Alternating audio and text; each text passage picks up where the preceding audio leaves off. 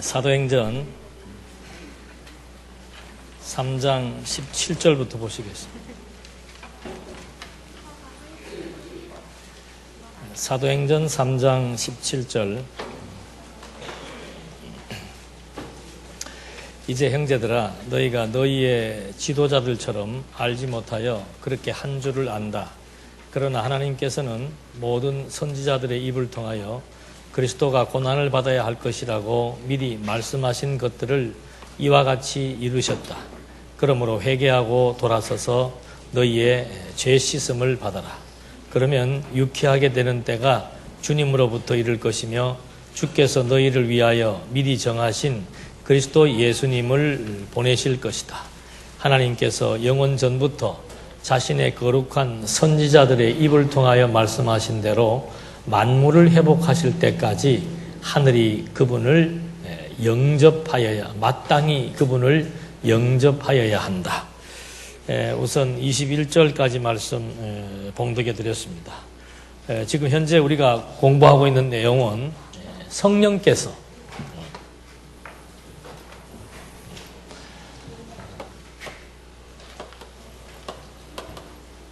이 성령이 약속대로 강림을 해서 예루살렘 교회를 세워나가는 내용을 공부하고 있습니다. 그래서 이 예루살렘 교회가 세워지는 방법은 표적과 고난이에요. 그러니까 교회를 세우는데 어떻게 세우는가? 표적을 통해서 보여주고 고난을 겪게 해서 교회를 세워나갑니다. 물론 이 매개는 말씀이지요.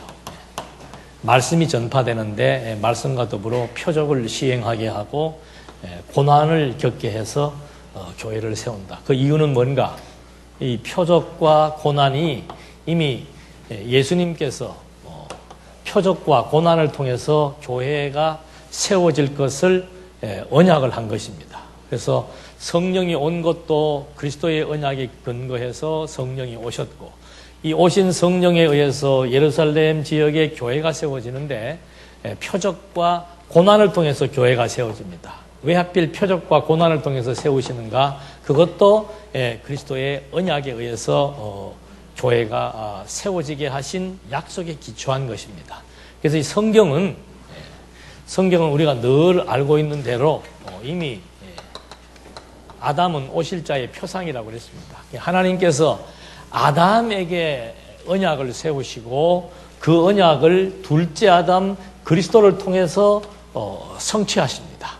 그 다음에 이 아담으로부터 그리스도가 오실 때까지의 이 모든 역사적 과정 역시도 아브라함이 등장을 합니다. 아담에게서부터 아담으로부터 아브라함 때까지의 역사도 전부 아담에게 세우신 언약이 성취되어지는 과정입니다. 아브라함으로부터 그리스도에 이르기까지의 이스라엘의 2000년의 역사도 전부 다 아담에게 세우신 언약이 그대로 계승되면서 그리스도에게서 성취되게 되어 있습니다. 그 다음에 이 성령이 온 것도 마찬가지입니다.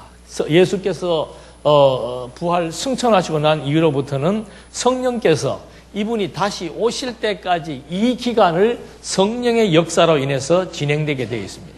이 모든 것 역시도 구약의 언약과 그리스도의 언약에 기초해서 성령의 역사로 말미암아 교회가 설립되고 그 교회가 최후의 승리를 얻기까지 성령께서 구약의 언약에 기초한 대로, 예수님의 언약에 기초한 대로 그대로 성취되어지는 섭리 역사이다. 이것은 그리스도를 통해서, 그리스도가 언약의 궁극점이라 그랬습니다. 구약 성경 전체가 그리스도에 대해서 언약했고, 그리스도는 구약 성경 전체를 다 성취하심으로써 당신의 존재를 우리한테 확증시켜 주었습니다. 이 그리스도는 바로 보이지 않는 영원하신 하나님에 대한 증거죠. 그래서 우리는 그리스도를 통해서, 나를 통해서 너희들은 아버지를 본다고 얘기했습니다.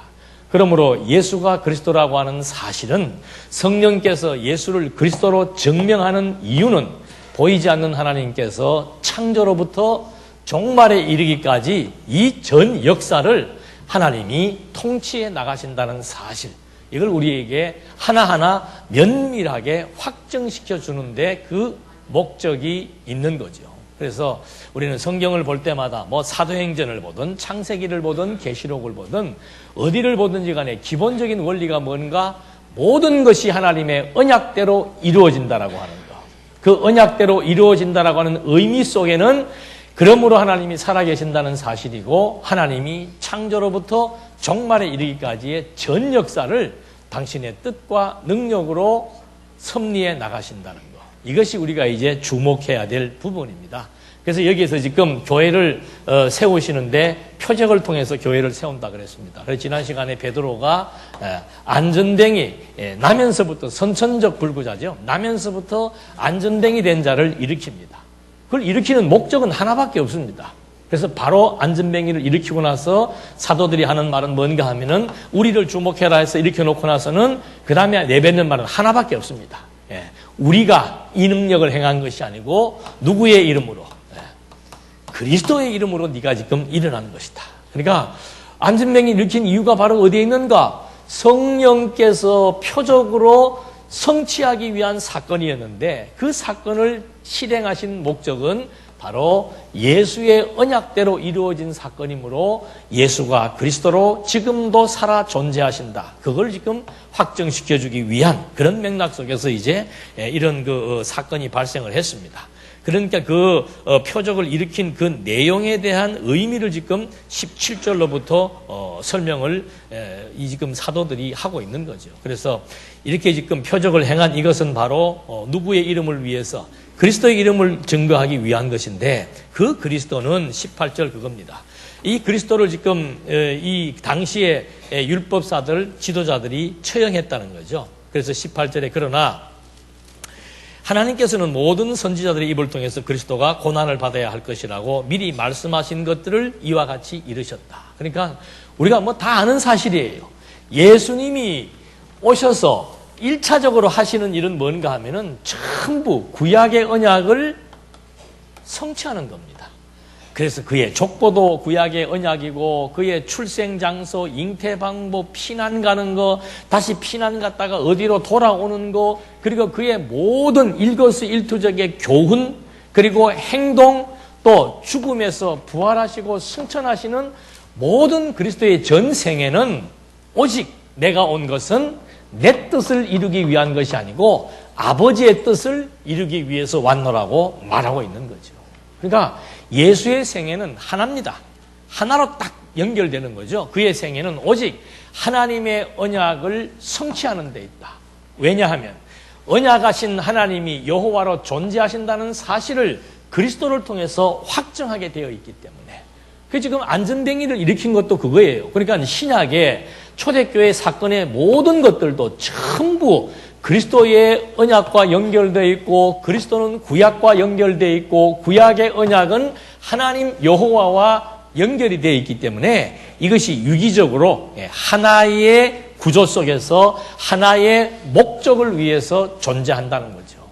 그러니까 이번에 그 김규현 목사님 가서 논문 발표한 핵심도 어디에 있는가 하면은 세계의 모든 신학자들은 2장으로부터 3장에서 시작을 하는 거예요.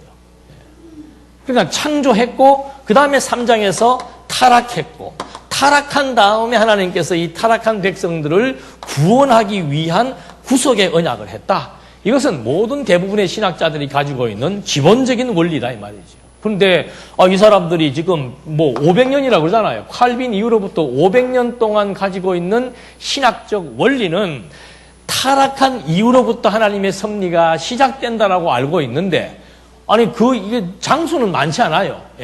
1장밖에 안 됩니다. 2장으로부터 성경을 시작한다면은 그 1장, 그것도 1장 가운데서 1장 28절 한 절이 500년 신학의 역사를 뒤집어 엎는 일이다 이 말입니다. 그러니까 이게 쉬운 얘기가 아니에요. 우리는 처음부터 이런 얘기를 벌써 뭐 수도 없이 들어왔기 때문에 눈만 감고 자다가 들어도 성경은 뭐예요? 자손 땅 통치예요. 그것만 쓰면 답은 맞아요. 그러니까 이렇게 쉬운 것을 하버드를 졸업한 천재가 또 미국의 유수한 신학자들이 또 500년 동안 칼빈 이후로부터 500년 역사 동안 어떻게 성경을 여기로부터 출발해서 타락과 구속이라고 하는 이 원리에서 벗어나지 못하고 있는가? 이것도 기적이고 이 사실을 우리가 알고 있는 것도 기적이에요. 그러니까 안전뱅이 일으킨 것만 기적이 아니에요. 지금 우리가 이렇게 살아가는 것도 전부 기적일진데 성경에서는 이런 놀라운 원리를 지금 여기에 딱 담고 있으면서 아담으로부터 시작해서 하나님의 이 언약이 그리스도에게로 딱 적중되도록 섭리하시는 거. 그러니까 마태복음 1장 1절이 정말 기가 막히게 아브라함과 다윗의 자손 뭐예요? 예수 왜 거기서부터 시작을 하냐 이 말이에요. 요한복음이 앞에 와도 되고 누가복음이 앞에 와도 되는데 왜 하필이면 마태복음이 앞에 와가지고 아브라함과 다윗의 자손으로부터 이 예수의 세계를 열기 시작하냐 이 말입니다. 그 이유는 하나밖에 없습니다. 하나님은 아담에게 세운 언약이 있고 아브라함에게 세운 언약이 있고 하나님의 자기 계시의 방식은 그 언약을 그리스도를 통해서 성취하려고 하는 하나님의 계시적 의도를 통해서 성경이 구성되어 있고 그리스도가 오신 것이죠. 그래서 이 그리스도를 성령께서 하는 일도 하나밖에 없습니다. 성령은 내게 대하여 증거한다고 예수님이 말했어요. 또 성령은 진리의 영이기 때문에 진리만을 증거하는 겁니다. 내가 곧 길이요 진리요 생명이기 때문에 성령 역사의 근간은 예수가 그리스도라고 하는 사실, 그거를 말씀을 전파하고 표적과 고난과 교회를 세워나가는 과정들을 통해서 성령은 끊임없이 그러므로 예수는 그리스도이시다. 이것이 마지막 예수님이 오실 계시록의 끝장에 가가지고도 주 예수여 오시옵소서. 아담은 오실 자의 표상입니다. 아담은 바로 메시아에 대한 모형이며 실체예요. 그러니까 메시아로부터 시작된 이 성경의 역사가 메시아를 통해서 궁극점을 찍고 마지막에 또다시 이분이 강림하심으로 말미암아 성경 전체는 예수는 그리스도라고 하는 이 사실을 위해서 모든 역사가 진행되고 있고 그 사실을 통해서 우리는 정말로 이 모든 만물이 어디에서 나왔다? 주에게서 나왔다. 그걸 확인하는 거예요. 그리스도를 통해서 모든 만물이 다 이 창조지요. 모든 만물이 어디에서 나왔다? 그리스도로 말미암아 나왔다. 주로 말미암아 나왔다. 이 주가 누구인가? 우리의 머리 되신 분이에요. 머리와 몸은 끊을래야 끊을 수 없는 유기적인 관계입니다. 몸이 원해서 머리가 움직이는 게 아니에요. 머리에 의해서 몸이 움직이고 머리와 몸이라고 하는 것은 생명의 관계지요. 그래서 머리와 몸을 잇는 중간 통로가 뭐예요? 목이라고만 얘기 안 하고 목으로 무엇입니까? 그래서 목숨이라고 그러는 거예요. 목숨. 신체도 목을 통해서 숨을 들락날락거리는 통로가 되는 것처럼 머리와 몸의 관계는 생명의 관계입니다. 그래서 이 생명의 관계를 통해서 모든 이 피조물 모든 거는 다 생명체예요. 이것도 생명력이 있는 겁니다. 우리가 될 때는 물질은 아무것도 없는 것처럼 여길 수가 있고 식물도 그냥 식물 자체로만 생각을 할 수 있습니다만은 시편은 말하고 있어요. 산이 산에게 뭐 한다고 그래요? 그러니까 우리 동요가 얼마나 멋집니까? 산에 산에는 산에 사는 뭐 메아리. 메아리는 우리가 들리는 소리 같지만은 사실은 산과 산이 대화를 할 수 있고 나무와 나무가 그들만의 언어가 있습니다. 그러니까 우리가 가지고 있는 언어는 인간들끼리 공유하는 언어지만은 새와 새의 언어가 있고 나무와 나무의 언어가 있습니다. 모든 것은 다 살아 있습니다. 여러분 먼지가 살았어요, 죽었어요? 이게 살았어요, 죽었어요? 이게 나중에 무슨 노릇하는 거예요? 증인 노릇하는 겁니다. 하찮게 여겼던 먼지가 나중에 우리의 증인 노릇을 하는 거예요. 저 사람은 정말 그리스도인이었습니다. 그때는 언어가 통용되는 거죠. 하나님 나라에서는 이제 이런 언어를 다 초월해서 나무들의 언어나 인간의 언어나 돌들의 언어가 다 하나로 공유해서 다 똑같이 알아들을 수 있는 소리가 된다는 거죠. 그래서 먼지가 나중에 우리의 증인이 된다니까. 먼지를 우습게 여기면 안 돼요. 모든 나무나 돌들이나 모든 것들이 결국은 그리스도의 증인이었고, 그래서 이들도 모든 만물이 이분이 다시 와가지고 이 만물이 회복되기를 지금 손꼽아 기다린다 그러잖아요. 우리보다 나아요. 우리는 오래 살기를 손꼽아 기다리는데 이 만물들은 빨리 그리스도가 오시기를 지금 손꼽아 기다린다 그러잖아요. 그래서 이 사도행전의 역사가 이게 무슨 특별한 다른 의미가 아니고 표적이며 고난이며 또 그 다음에 교회가 세워지며 말씀이 전파되는 이런 모든 것들의 궁극점, 그건 바로 예수가 그리스도라는 사실에 대한 확증이다. 어떻게 확증하는가? 언약대로 성취된다라고 하는 하나님 자기 계시의 유일한 원리, 그걸 통해서 끊임없이 지금 현재도 진행되고 있다는 거.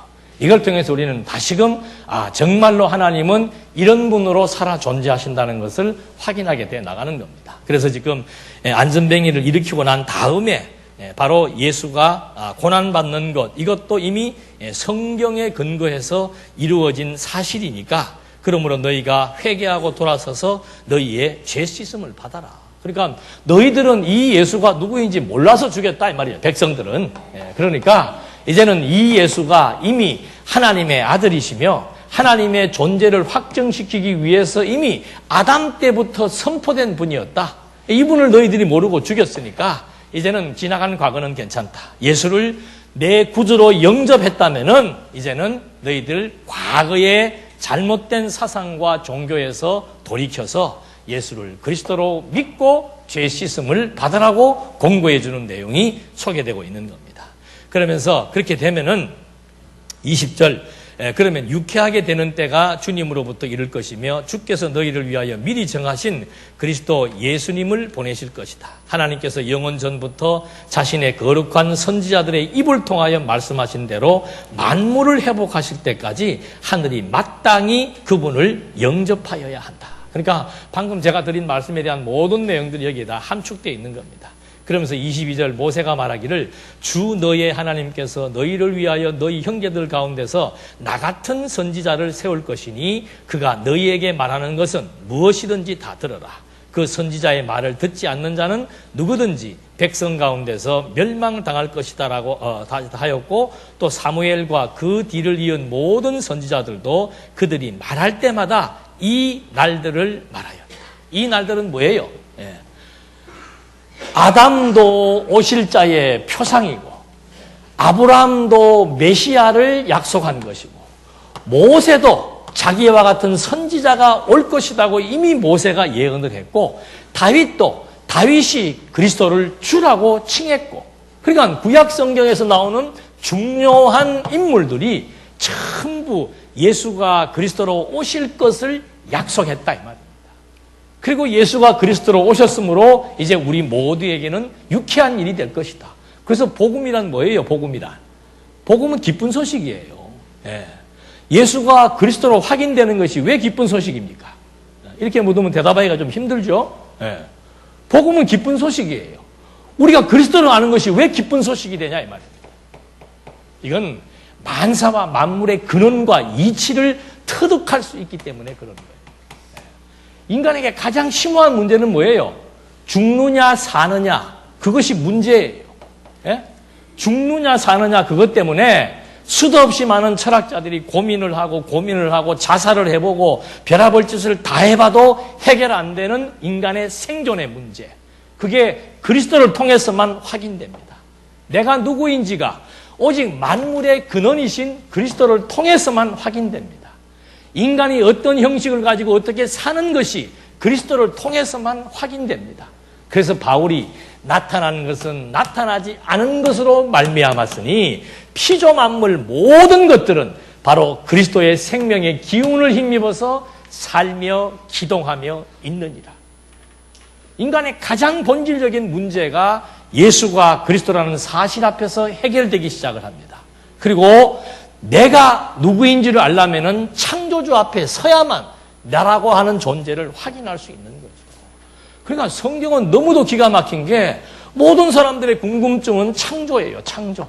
도대체 이 우주가, 이 지구가 내가 어떻게 창조되었는지에 대해서 알 길이 없는데 성경은 그냥 아예 1장 1절부터 인간의 가장 궁금증인 존재의 근원에 대해서 밝혀주고 있다 이 말입니다. 더 이상 진도 나갈 게 없어요. 창조에 대해서 알지요. 생명에 대해서 알지요. 살아야 되는 이유에 대해서 알지요. 그 다음에는 무엇이 가치로운지에 대해서 알게 되는 겁니다. 여러분, 이것이 30년, 40년 철학을 공부한다고 해서 해결이 되겠습니까? 세계 유수한 대학에 가서 박사학위를 딴다고 해결이 되냐 이 말입니다. 100년을 살아도 해결되지 않는 이 근본적인 문제가 예수 그리스도를 통해서 확인하게 확정되어지고 보이지 않는 근본의 문제가 선명하게 해결된다는 것. 그래서 예수가 그리스도라고 하는 사실은 그런 맥락 속에서 우리에게 유쾌한 일, 바로 복음, 기쁜 소식이 된다고 지금 사도들이 안전뱅이 지금 하나 일으켜놓고서는 지금 이런 강의를 하고 있는 거예요. 쫙 연결시키면서. 지금 현재 성령이 와서 표적을 행했는데 이 표적의 주체와 의미가 무엇인지 그걸 지금 이렇게 논리정연하게 하나하나 설명을 해주면서 그리스도가 바로 우리에게 기쁨의 근원이 된다는 말을 해주면서 바로 이 그리스도에 대해서 하나님은 영원 전부터 작정을 해놓으셨고 선지자들의 입을 통해서 시대마다 예수가 그리스도이심에 대한 증거를 해주었고 모세, 다윗, 사무엘 등등 구약의 유명한 선지자들과 예언자들과 왕들과 인물들을 통해서 예수가 누구인지에 대해서 확정시켜 준 거죠.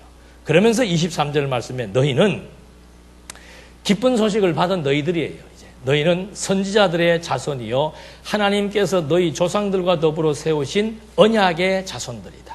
이 언약은 하나님께서 아브라함에게 말씀하시기를 너의 씨로 말미암아 땅의 모든 족속이 복을 받을 것이다라고 하신 것이다.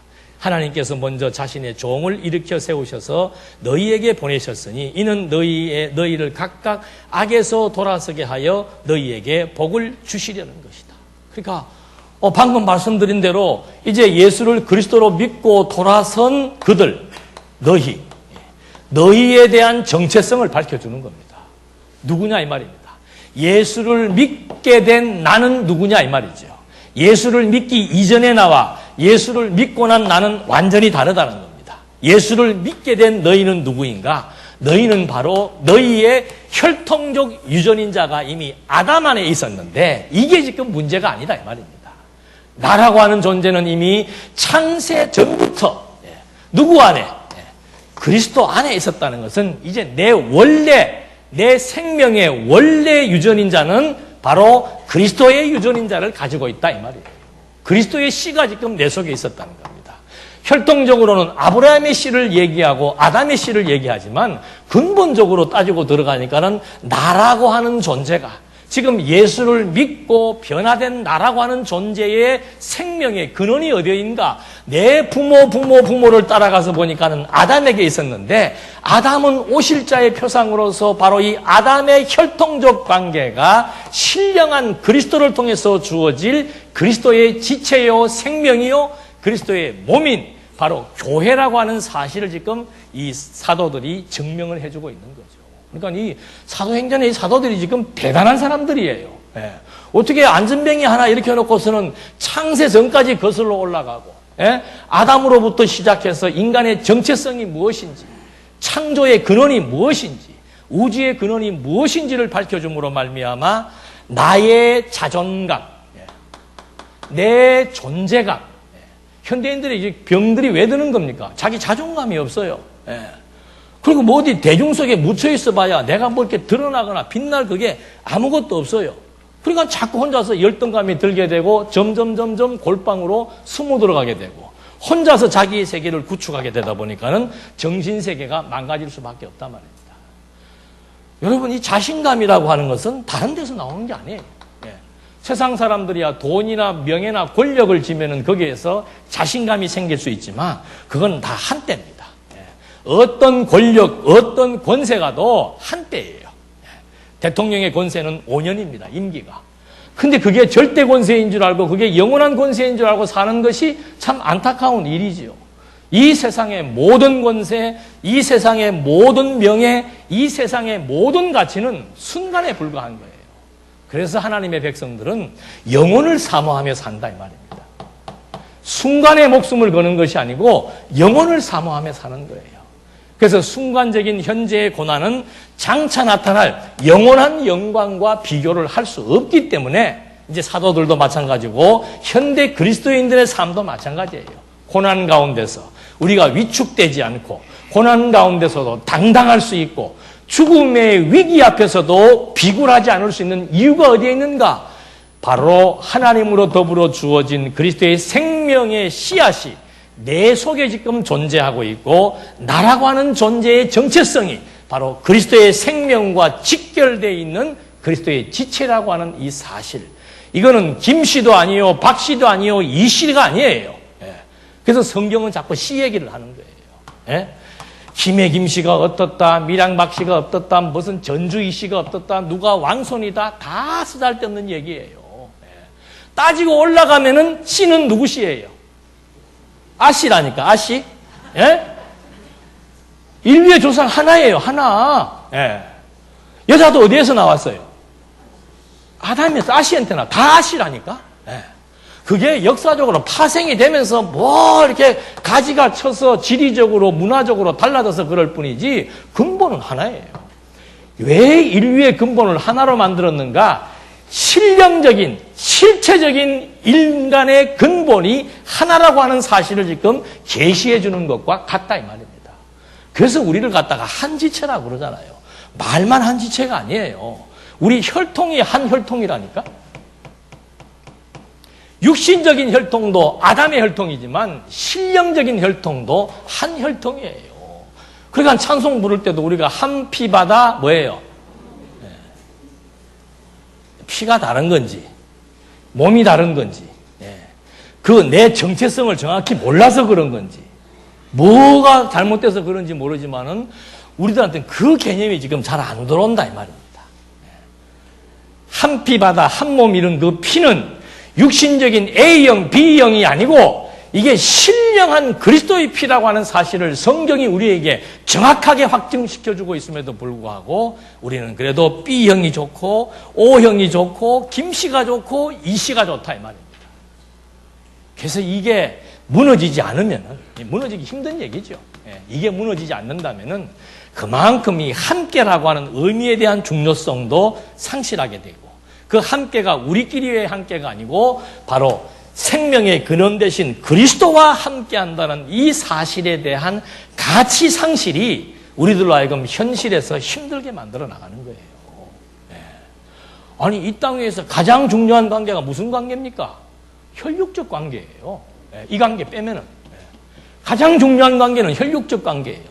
그냥 자식이 아프면 내가 대신 죽고 싶은 것이 혈육적 관계다 그 말입니다. 그래서 이 혈통을 이 땅에서 하나님께서 중시하신 이유는 뭔가?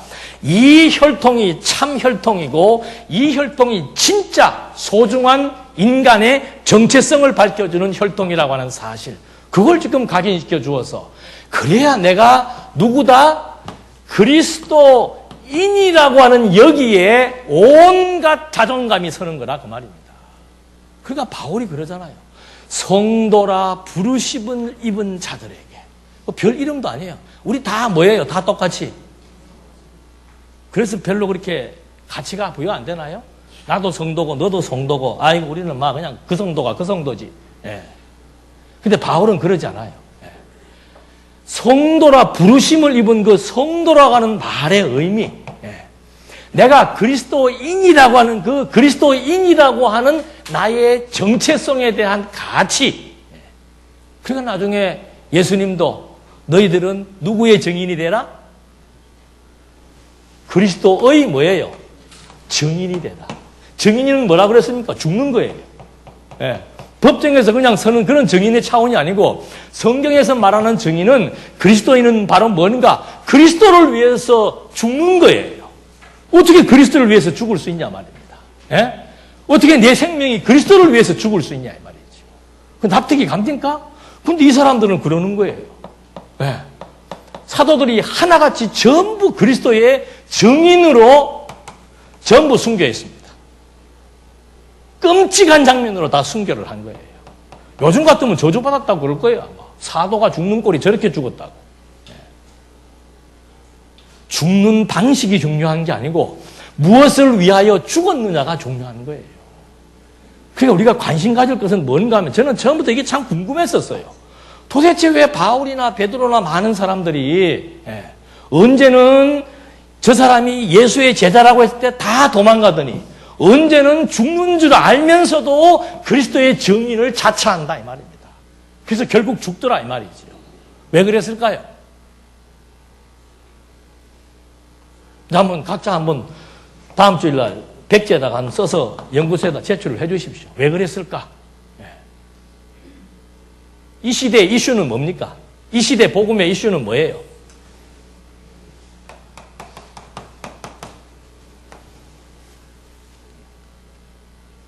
부활을 눈으로 보고 손으로 만진 자들이 생존했던 시대입니다. 부활은 무엇을 의미하는 겁니까? 부활은 영생을 의미하는 거예요. 인간의 생명이 무엇인지를 아주 적극적으로 표현해 주는 것이 부활이에요. 그러니까 예수님도 죽은 나사로 살릴 때 나는 뭐라고 얘기하는 거예요? 부활이요 뭐다? 생명이다. 부활과 생명은 아주 밀접한 관계가 있는 거죠. 부활이란 뭔가? 우리의 생존 방식을 말해주는 거예요. 네. 우리의 생존 방식을, 그동안의 생존 방식은 전부 육체를 입고 사는 거예요. 육체를 입고 사는 그 이후의 세계에 대해서 다들 이해를 못하고 있었던 때예요. 그래서 예수님이 직접 죽으시고 부활하신 거예요. 왜? 인간의 생존 방식이 다르다는 것을 확인시켜 주는 겁니다. 이걸 입고 사는 것만 사는 것이 아니고 이거를 벗고 사는 것도 사는 것이라고 말해주는 거예요. 우리는 이걸 입고 사는 거는 사는 거고 이걸 벗으면 죽는 거라고 생각을 하는데 그게 아니고 인생이라고 하는 것은 뭔가? 그리스도의 씨, 그리스도의 혈통이란 말은 뭔가? 이거를 입고 사는 형식도 있지만은 이거를 벗고 사는 형식도 있다는 것을 예수의 부활을 통해서 그대로 눈으로 보여준 거예요. 그러니까 죽음이 무서워요, 안 무서워요? 세상 간단한 게 죽음이에요. 예?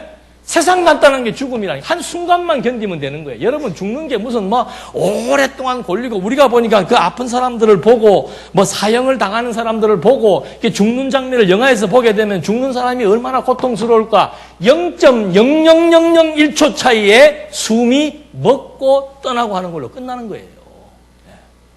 저는 완전한 죽음은 아니지만 몇 차례 그걸 한번 경험을 해봤어요. 실제로. 운동하다가 목이 졸려가지고 숨이 넘어가 봤어요. 너무너무 기분이 좋더라니까. 그래서 하나님께서 이 마지막 교수형을 당하는 사람들에게는 축복을 해줬구나. 총살은 고통스럽답니다. 근데 목이 졸리는 것은 이 목 숨 아니에요. 그러니까 누구나 마찬가지예요. 숨이 넘어가는 순간을 우리가 볼 때는 하니까 힘들어 보이지만은 그 본인은 그 마지막 숨이 넘어가는 순간이 인간 육체의 최종적인 쾌감을 주는 거라 그럽니다. 그리고 하나님이 얼마나 자비로우세요. 육신과 이걸 끊는 순간에도 아주 기쁨과 평안을 누리게 해주시고 그걸 보는 사람들이 두려울 뿐이죠. 그러니까 예수님의 죽음의 현장을 볼 때 보는 그 제자들이 볼 때는 그 죽음의 현장이 무섭고 두려웠죠. 그러나 예수의 부활을 통해서 인간의 생존의 방식이 다르다는 사실을 확인하고 나니까 죽음은 아무것도 아니에요. 내가 사느냐 죽느냐가 중요한 게 아니고 내가 무엇을 위해서 어떻게 사느냐가 중요한 것이지 내가 산다 죽는다가 중요한 게 아니란 말입니다. 그러니까 제자들은 그다음부터 가치관이 바뀌니까 인생관도 바뀌는 거예요. 가장 중요한 것은 지금 여기서 나와 있는 그대로 너희가 예수를 믿었을 때 너희가 어떻게 되었느냐, 너희는 누구다, 그걸 밝혀주는 거예요. 우리도 그리스도와 함께 신령한 몸의 부활을 할 것이다. 이제 우리의 생명은 옛날의 생명이 아닌 것이다. 우리는 생존 방식이 다를 뿐이다. 육체를 입고 살 때, 육체를 벗고 살 때 내 생명은 이제는 영원한 생명이라고 하는 사실에 대한 확신, 그건 그리스도의 부활을 통해서 확인하는 거죠. 그래서 이 사람들은 죽음이 무서운 게 아니고 내가 지금 내 삶의 의미가 무엇인지가 무서웠고 내 삶의 가치가 무엇인지가 무서운 거였어요. 그래서 그 다음부터 이 사람들은 다른 데 관심이 없잖아요. 인기에도 관심이 없고 명예, 부, 건강 그런 거 별 관심이 없어요. 오직 내 삶의 초점은 뭔가? 하나님이 나에게 맡겨주신 선한 일, 선한 싸움, 그거 다 사는 거예요. 그냥 그게 내 인생의 의미예요. 하나님이 내게 주신 은사가 있고 내게 주신 직임이 있고 그걸 지금 잘 이 땅에 육신을 입고 사는 동안에 그 목적이 무엇인가? 내가 육신을 입고 살아야 되는 이유가 무엇이고 목적이 무엇인가? 그걸 정확히 포착한 것이 사도시대에 나타난 사도들의 인생관이지요. 그건 여기에서 나오는 거예요. 여러분, 이 부활이라고 하는 것이 무슨 뭐 예수님이 죽었다 그래, 그러다가 살았다 그러더라, 이렇게 끝나는 것은 기독교가 아니에요. 기독교의 생명력은 부활에 있습니다. 그래서 기독교를 부활의 종교라 그러는 거예요. 아니, 창세전부터 존재했다는 이것이 관념입니까? 이게 허상입니까? 천국이 허상이에요? 그러니까 바울이 이거 얘기하는 거 아니에요? 이거 얘기하는 거. 보이는 것이 허상이다 이 말입니다. 보이는 것이. 보이는 것이 왜 허상인가? 보이는 것은 반드시 무엇이 있기 때문에, 끝이 있기 때문에 허상이에요. 영원해야 참 실상이죠. 영원해야. 보이는 것은 그래서 허상이에요. 근데 이것은 다 어디로부터 나왔는가? 보이지 않는 본질에서 나왔다 이 말입니다. 그래서 우리의 인생이라고 하는 것은 이것이 다가 아니구나 이 말이에요. 여기가 승부처가 아니구나. 내가 생명이 바뀌었다는 것은 이제는 보이지 않는 본질의 세계를 볼 수 있는 영안이 떠졌다는 거예요. 그게 신령한 눈이에요. 신령한 눈을 가진 사람들은 신령한 본체의 신 하나님의 뜻을 추구하고 그 뜻을 분별하는 것이 내 삶의 의미가 되어버리는 거예요. 여러분, 우리가 말씀을 듣고 공부한다는 게 무슨 의미입니까? 하나님을 찾는 거예요. 뜻을 찾는 거예요. 그리고 의미를, 이분과 결부된 의미를 육을 입고 사는 여기에서 찾아서 비록 내가 육신을 입고 살지만은 내 삶의 가치는 이것이 아니고 영원한 본질에 있다는 사실을 깨닫고 무엇이 하나님의 기쁘신 뜻인지, 로마서가 말하는 거 그게 아닙니까? 뭐가 도대체 이분이 기뻐하는 게 뭐냐 이 말입니다.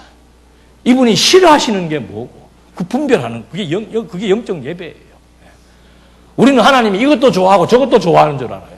하나님의 좋아하심이 있고 하나님의 싫어하심이 있습니다. 그래서 부활의 생명이라고 하는 것은 그냥 먼 미래에 우리도 죽으면 언젠간 부활하겠지, 미래가 아니에요. 미래가. 이거는 현재 진행일 뿐입니다.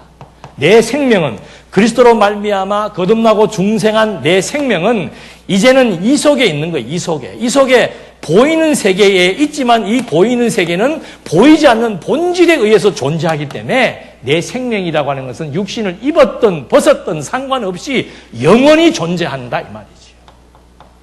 이것이 이들의 생각과 가치관을 휘어잡았기 때문에 사도 바울도 나는 여기에 살아도 좋고 뭐해도 좋다. 여기에서 벗어나도 좋다. 그걸 살아도 좋고 죽어도 좋다고 말하는 거예요. 우리는 죽음이라면 다 싫어하기 때문에 그냥 다른 말로 하자 이 말입니다. 여기에 살아도 좋고 어디에 살아도 좋다. 여기에 살아도 좋다. 그러니까 여기에 연연할 필요가 없는 거죠. 관 속에 들어갈 때나 돼가지고 인생 허사구나 그럴 필요 없어요. 성경에 대한 지혜가 뭡니까? 이거는 결국에는 다 없어지는 것, 구름과 같은 것, 안개와 같은 것. 여러분의 명예가 죽을 때 무슨 의미가 있습니까? 여러분의 돈이 죽을 때 무슨 의미가 있어요? 여러분의 인기, 여러분의 인격이라고 하는 것이 죽을 때 무슨 의미가 있습니까? 그건 여기서나 잠깐 필요한 것인데 그것 자체로서는 의미가 없는 거예요. 인기라고 하는 게 높아갈수록 얼마나 대적들이 많이 모이는 겁니다. 그 전도서 기자가 말해주잖아요. 인기는 그 사람을 파멸시키는 거예요. 높아질수록 적이 많아지는 것이고 승진할수록 적이 많아지는 것이고. 근데 우리는 적이 많아지는 것은 보이지 않지만은 승진은 눈에 보이니까 그놈은 승진 한번 안 되면은 그냥 좌절하고 실망하고 여기에 있는 거 조금만 마이너스 되면은 마이너스 기준을 누가 세웠어요? 자기들 마음대로 기준을 정해놨어. 하나님이 정해놓은 기준이 있는데 인생에 마이너스는 없습니다. 인생에 마이너스는 없는 거예요. 아주 100% 정확한 하나님의 기준에 의해서는 충족입니다. 근데 그 기준을 지금 우리가 자꾸 바꿔버리니까는 작년도 마이너스 났다, 금년도가 마이너스 났다, 마이너스 플러스는 없습니다. 모든 상황 전체는 절대적 하나님의 계획과 분량에 의해서 진행된다라고 하는 사실. 이 역사는 오늘 우리에게 그걸 말해주고 있는 겁니다. 왜 아담을 얘기하는가? 왜 아브라함을 얘기하고 모세를 얘기하고 다윗을 얘기하고 선지자를 얘기하는가? 왜 그리스도를 얘기하는가? 그리스도의 정점은 바로 하나님의 언약이 성취되어지는 계시의 절정이기 때문에 그렇다 이 말입니다. 하나님의 언약이 성취된다? 그건 말 그대로 하나님이 존재하신다는 거예요. 어떻게 이게 성취될 수 있는가? 만물이 이분에게서 나왔기 때문에 이 피조세계의 모든 것들이 이분의 뜻대로 성취될 수밖에 없다는 거예요. 여러분, 언약과 성취라고 하는 것은 단순한 성경적 이론에 불과한 게 아니에요. 이건 우리 생명의 이론이고 우리 삶의 이론이고 우리 가치의 이론이며 영원한 생명이 무엇인지를 밝혀주는 진짜 실체 그 자체라 이 말이지요. 우리가 언약 성취의 섭리 역사를 통해서 하나님의 존재를 안다라고 하는 것은 이건 그냥 뭐 다른 기독교인들보다 우리가 조금 더 많이 알아서 우월하다 그런 차원이라면은 도리어 그게 병드는 차원이에요. 우리보다 훨씬 수준 낮은 기독교적 지식을 가지고도 하나님에 대한 지식을 가지고도 행복하며 사는 사람들 많이 있습니다. 열심히 사는 사람들 많이 있고요. 도리어 이 엄청난 지식을 가지고 나태하고 비판적이고 냉소적인 것보다는 차라리 수준 낮은 진리 가지고 열심히 자기 인생의 의미를 찾으며 사는 그 사람이 더 행복한 거예요. 오늘 성경의 진리는 우리에게 삶이 무엇인지, 생명이 무엇인지, 삶과 죽음의 의미가 무엇인지, 하나님이 왜 나에게 그리스도의 생명을 주어서 여기에 기간 동안, 정해진 기간 동안 정해진 분량을 가지고 살게 했는지, 무엇을 먹을까 입을까 마실까가 우리의 관심사가 아니라 그러잖아요. 그건 온 인류에게 똑같이 준 거예요. 하나님이 주신 분량만큼 모든 인류에게 다 준 거예요. 너희가 구할 것은 뭐라고 그랬습니까? 너무 내가 메시지가 강하나? 그게 나라와 의라고 그러잖아요. 우리가 구할 것은, 우리의 관심사는 이게 아니라는 거죠. 도대체 하나님의 이 엄청난 피조세계를 움직여 나가시는 당신의 그 뜻이 뭐냐 이 말입니다. 이 피조세계를 생존하게 하시는 당신의 그 뜻이 뭐냐 이거죠. 그걸 우리가 지금 하나하나 발견해 나가면서 내가 어떻게 생명의 변화를 지금 일으켜서 내 생명이 어떤 생명으로 바뀌어서 내가 이제는 무엇을 위해 살게 되었는지에 대한 분명한 가치관, 이것을 지금 설명하기 위해서 사도들이 자기의 목숨을 아끼지 않는 이유도 바로 그리스도와 나와의 이 관계가 어떤 관계인 것이 정립되니까 저렇게 치열한 삶이 나오더라 이 말입니다. 그래서 25절 너희는 선지자들의 자손이요 하나님께서 너희의 조상들과 더불어 세우신 언약의 자손들이다. 이제 이게 무슨 말인지 알겠지요? 예? 뭐 아브라함 때 언약 그런 차원이 아니에요. 우리는 그냥 이런 언약은 전부 모형이에요. 모형. 진짜 언약 자손은 뭐예요? 그리스도에게 주어진 이 생명의 관계가 언약의 자손이다 이 말이죠. 죽어도 살고 살아도 사는, 영원히 살아가는 영생의 생명을 가진 것, 이것이 바로 언약의 자손이라고 말한 겁니다. 그렇게 해서 하나님께서 이렇게 이 엄청난 복을 주시기 위해서, 이것이 하나님의 나라예요. 복이란 뭔가? 그게 하나님의 나라입니다. 생육하고 번성하고 땅을 정복하고 다스리는 것이 복이라고 그랬죠. 그 복은 바로 무엇을 의미하는가? 영원한 하나님의 나라를 누리게 하는 것, 그것이 참된 신령한 복이에요. 그래서 우리가 구할 것은 세상 나라가 아니고 하나님의 나라고, 우리가 추구해야 될 관심은 세속적 가치가 아니고 초월적 가치라고 하는 사실을 이제 사도들은 하나하나 우리들에게 증언을 해주고 있는 겁니다. 그래서 지금 지난 시간에는 안전병이 일으킨 표적을 설명을 해드렸고, 오늘은 그 표적에 대한 진정한 의미, 기쁜 소식이 왜 기쁜 소식인가, 내가 그리스도의 생명을 받았다는 그리스도와의 관계가 어떤 관계인가, 이것이 도대체 내 인생에 어떤 궁극적 가치가 있는 것인가, 이런 것들을 한 번 더 생각해 볼 수 있는 그런 시간이 필요한 것 같습니다. 기도하시겠습니다.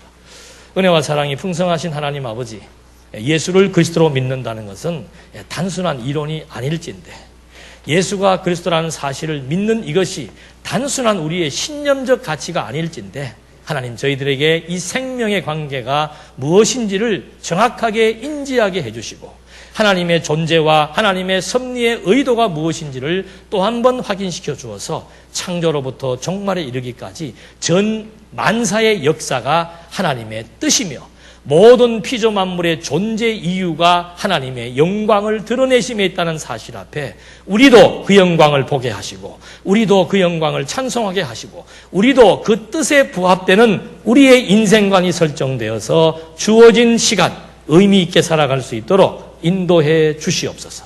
예수님의 이름으로 기도드립니다. 아멘.